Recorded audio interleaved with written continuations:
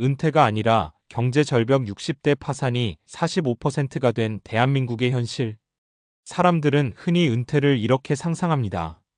아침에 조금 늦게 일어나 따뜻한 커피 한 잔을 마시고 가끔 여행도 다니고 손주를 보며 여유 있게 지내는 살. 평생 일해온 보상처럼 느껴지는 시간이죠. 그런데 요즘 뉴스나 주변 이야기를 들어보면 전혀 다른 이야기가 들립니다.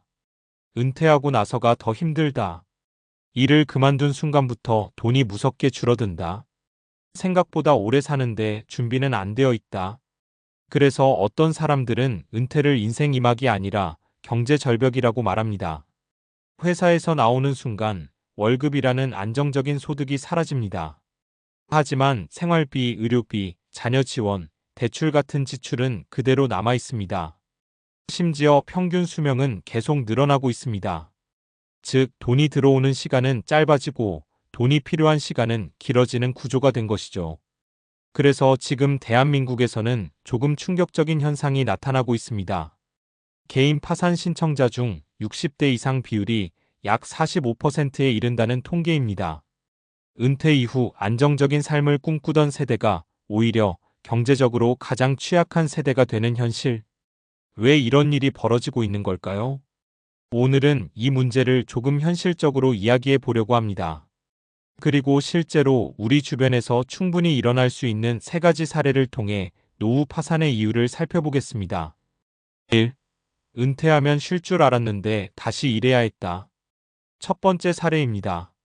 김 씨는 대기업에서 30년 넘게 근무하고 60세에 정년퇴직했습니다. 퇴직금도 받았고 국민연금도 조금씩 나오니 크게 걱정하지 않았습니다. 그런데 막상 은퇴하고 나니 문제가 생겼습니다.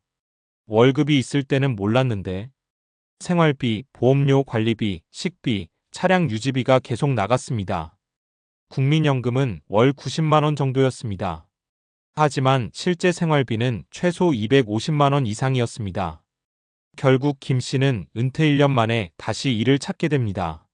하지만 60대가 할 수 있는 일은 대부분 단기 계약직이나 단순 노동입니다. 경비, 택배 분류, 주차 관리 같은 일들이죠. 김 씨는 이런 말을 했습니다.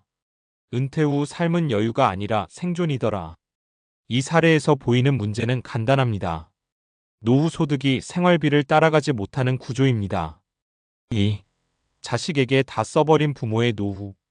두 번째 사례는 더 흔합니다.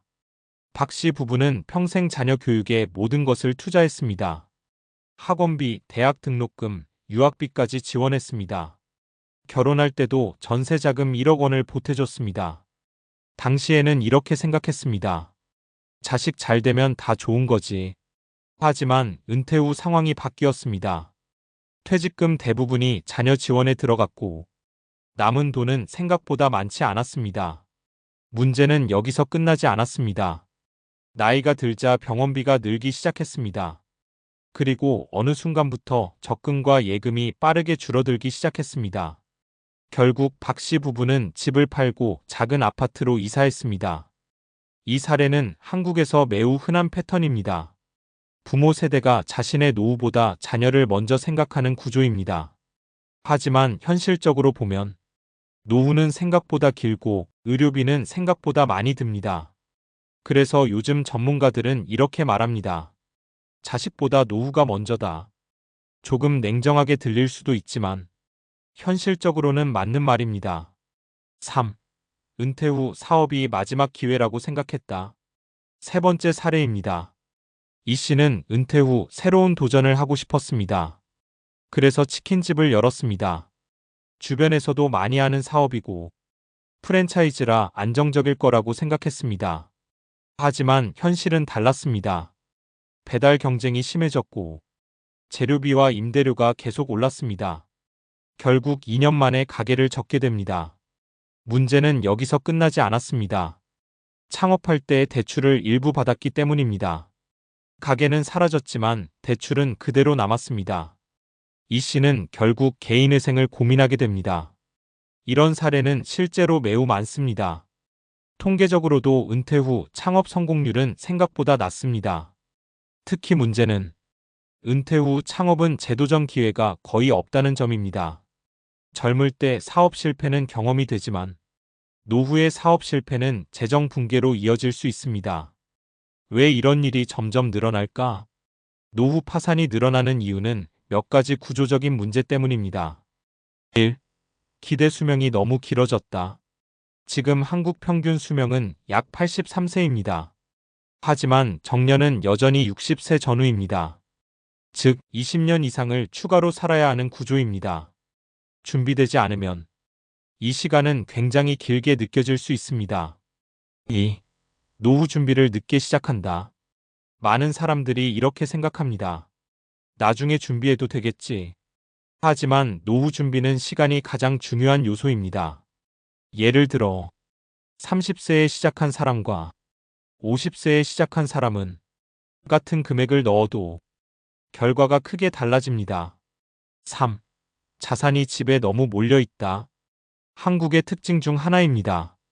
자산 대부분이 부동산에 있습니다. 집은 있지만 현금이 부족한 하우스 리치, 캐시 푸어 상황이 많습니다. 그래서 은퇴 후 생활비가 부족해지는 경우가 많습니다. 그렇다면 어떻게 준비해야 할까? 노후 준비에서 가장 중요한 것은 화려한 투자 전략이 아닙니다. 오히려 기본적인 구조입니다.